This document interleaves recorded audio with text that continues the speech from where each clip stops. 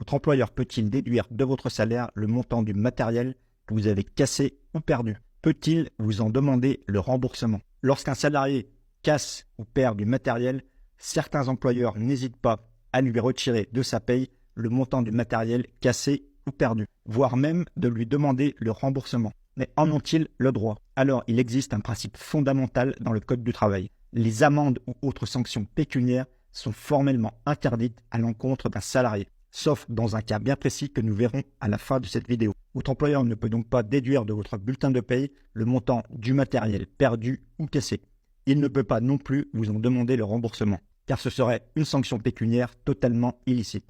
Donc face à la casse ou à la perte du matériel, votre employeur a le choix entre trois options. Premièrement, soit il ne vous dit rien et il passe l'éponge.